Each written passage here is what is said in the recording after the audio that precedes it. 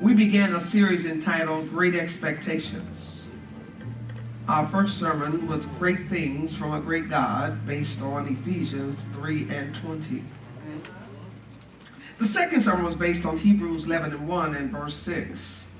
But without faith, it is impossible to please him.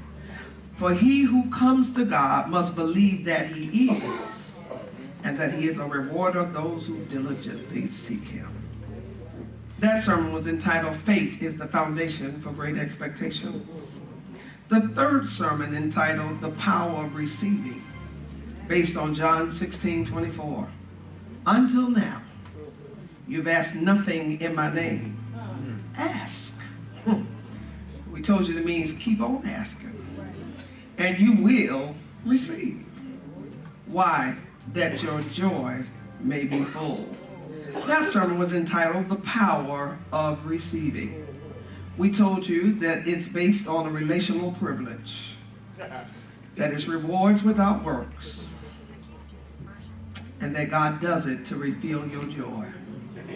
To help you understand that some things are not a struggle, that for free, he gives us what we need, even when we're walking outside of his will. Isn't that good news? He said, ask it in my name. But the key is his name. And we talked about how you unlock things with his name. We also told you that there are some unclaimed rewards, because some of us thought it cost too much to go and get it. It meant giving up our pride. And we couldn't admit to ourselves that we needed. And so we didn't receive what he sent to us. Just like every package delivered to your door don't actually make it in the door. So some of us have missed some open door opportunities because we did not receive. But today I just want to help us understand that God is always there, waiting on opportunities to bless you, because he knows when he bless you, somebody else is going to be blessed. Amen.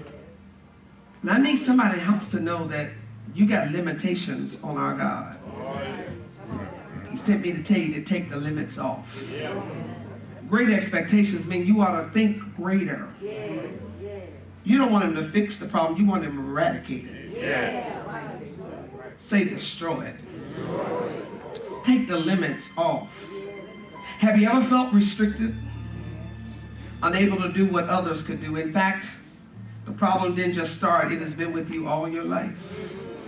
You've learned to live with it, and so has the people around you. They help you stay in your condition. They've given up on you ever getting better.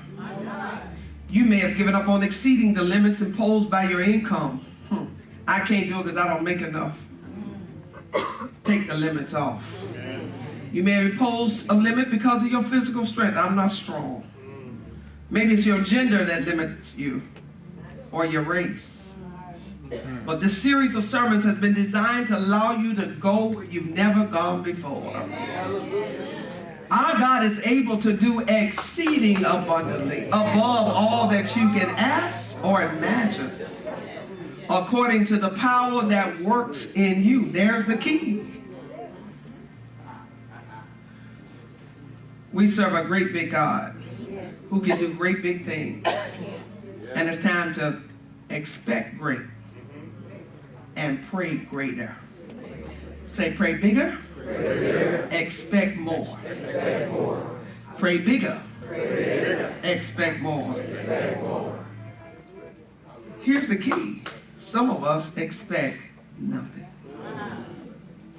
There is a word in the Word today in the book of Acts, the 3rd chapter, verses 1 through 10. If you turn there with me, I'd appreciate it. Let's read together. Now Peter and John went together into the temple at the hour of prayer, being the 9th hour. And a certain man, lame from his mother's womb, was carried, whom they laid daily at the gate of the temple, which is called Beautiful, to ask alms of them that entered into the temple. who seeing Peter and John about to go into the temple, asked, and I'll say money. And Peter, fastening his eyes upon him with John, said, look on us. And he gave heed unto them, expecting, say expecting, to receive something of them. Then Peter said, silver and gold have I none, but such as I have give I thee. In the name of Jesus Christ of Nazareth, rise up and walk. And he took him by the right hand and lifted him up. And immediately, right away, his feet and ankle bones received strength. And he, leaping up, stood and walked, and entered with them into the temple, walking and leaping and praising God. And all the people saw him walking and praising God. And they knew that it was he which sat for alms at the beautiful gate of the temple. And they were filled with wonder and amazement at that which had happened unto him. Tell your neighbor today, with the help of the Holy Ghost and your prayers, the preacher will preach from lame to leaping. We find ourselves with two of the 12 apostles. These two men, Peter and John, were on their way up to the temple for prayer. Jesus has been crucified, raised from the dead, and has ascended back to heaven. Peter has been reconciled back to the fold following his denial of Jesus and has preached his first sermon, and the church is off to a wonderful start with more than 3,000 souls having been added on the day of Pentecost. It is the 9th hour. That time ought to strike a chord for somebody. Because it was the 9th hour on the cross when Jesus said, it is finished. It's the 9th hour of the day, say 3 o'clock. 3 o'clock. And it's the third time for prayer at the temple. Prayer took place at the temple at 9 o'clock a.m., 12 o'clock p.m., and 3 o'clock. It's the last hour of prayer. But at this last hour, here comes these two apostles, and they're on their way up to the temple, this grand place of worship. And they see a man laid at the gate. They continue to go to the temple, y'all. They're Christians, but they're also Jews. I got to believe that they went to the temple because they wanted to continue their fellowship with their brethren. So they knew to come at the prayer time, but not at the sacrifice time. Y'all got to catch it. Sacrifice time came before prayer. That's good. Y'all gonna catch that too. Before you ask God for something, what if you give it to him first? The sacrifice came first, and then after the sacrifice came prayer time. They didn't come for sacrifice because they knew Jesus had already sacrificed all at Calvary. So they didn't show up for sacrifice time, but they show up for the hour of prayer. And I gotta believe they didn't just show up to have fellowship, but they showed up with an opportunity to say, whatever chance God give us to preach the good news in this place, we gonna take an opportunity. And today, opportunity now.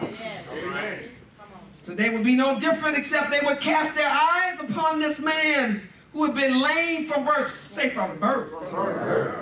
Who had been carried and laid. He could not walk, y'all. He's paralyzed. Y'all hear me? He is a paralyzed man. He cannot even sit up. He's laid. Get the picture. You thinking of somebody who just, their feet are laid, but they can't move nothing because they're laid in front of the temple. And he had to be somebody of importance because only the important beggars got to be that close to the temple. Yeah, it's some important beggars. Some highfalutin beggars. They get the choice spots at the places where people are most likely to come. Can you see it? Two apostles, one lame beggar in the same place with different expectations. When their lives collide at the gate, beautiful. This gate stood approximately 75 feet high, 60 feet wide. It's beautiful. It's covered with brass. It separated the inner court or the court of the women from the court and the outer court of the Gentiles. When you hear the court of the women, it didn't mean that only women could be there. It was just the furthest that the women could go. the men could go a little bit further. The gates were said to be wide open, so to allow all those worshipers to come into the temple. At the gate, both John and Peter fastened, this King James, their eyes upon this laid and lame man. I can't get over the fact he laid. He's laying across right in front of the gate. Some of us would get an attitude if we came to worship and a paralyzed man was laid in front of the door. Not blocking the door, but the fact that you had to see him on your way in. Somebody else say, man, you know why you be bothered? Because you said, for all the place he can beg, it should not be in the house of God. Why not the house of God? In fact, this man had chosen wisely. Why not go to the place where more people are liable to hear you when you beg? After all, they came to beg from the one who has everything. It's prayer time. The lame man was positioned, say he was positioned to receive. That's how you go from lame to leaping. You got to be positioned to receive. He was at the right place at the right time to receive something from those coming into the temple. Come on, Pastor. It wasn't a regular place. It was a place where the people go to worship. And if you're going to go worship a God who has everything, the least you can do on your way in is pay attention to me. That's right. I'm going to pull a little back. I just want a piece of what God has given to you. That's good. He was in the best place to be seen, the greatest amount of people, and therefore greatest chance of receiving. Take a position to receive, church. He was laid at the temple gate. Don't forget to assemble yourselves as some have. He was at the temple. He wasn't in it. But some of y'all are at the temple and not in it.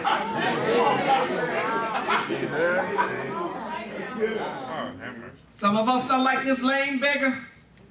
You dragged your way to church this morning.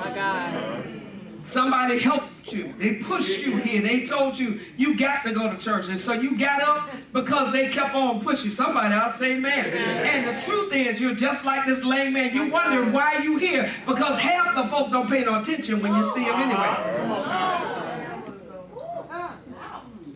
But something is bound to happen when you come to the temple. Forgetting not the assembly of yourselves as some, because there's something that happens in this church every Sunday, every Tuesday, every time we meet, God shows up and he puts a kiss on this place. But some of us are paralyzed like this man. You lame. And we didn't do it. It's been since birth. Jesus, come on. We can't say that he came there with any faith for a healing or even that he was hopeful for an offering from them, because I'm sure he had got enough turn downs that he would ask and then not expect. He just showed up where he had the greatest chance of being blessed. His experience did not even seem big. He didn't ask for a certain amount. He didn't grab hold of them. He didn't tug on them. He didn't try to get their attention, but just his voice and his request. Y'all better catch it. Just asking got the preacher's attention. The apostles were moved by his asking and his condition. Y'all got to catch it. He's laid at the temple. They see it both as a God moment and his moment. Come on. Do you not know every time you come to the church, it's a potential for God moment and your moment. Come on. You got to be in a position to receive. I want to know, are you positioned to be blessed? Ask your neighbor, are you positioned? This man enlisted help. His problem was chronic, and he'd been dealing with it all his life. I came by to tell you that you don't have to live under limitations. Come on. You don't have a whole lot of hope sometimes that things will get better after all of this has been going on for a while. But that you did at least come and lay yourself at the edge. He didn't go in. Yeah.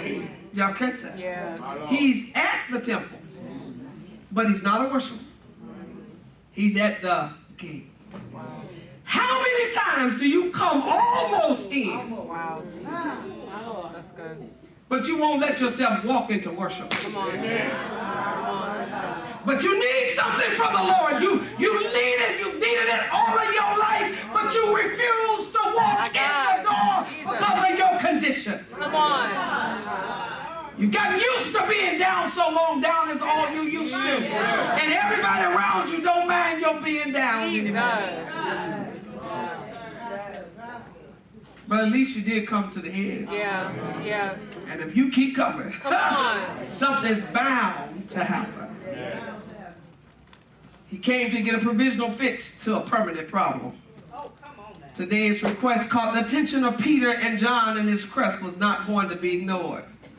Can you say it's time to fix the problem? It's time to fix the problem. The text says in verse 4, and fixing his eyes on him with John, he said, look at us. Watch this. He said, get your mind off what you've been going through. Yeah. I need somebody in this house to look this way. Because you've been dealing with what you've been dealing with all your life. It's time to drop it today. Look at us. Tell your neighbor, say, look this way. He gave them his attention, y'all. It says in the verse 5, expected Jesus. Come on. This man went from helpless and hopeless to expectation. Yes. All because somebody paid attention.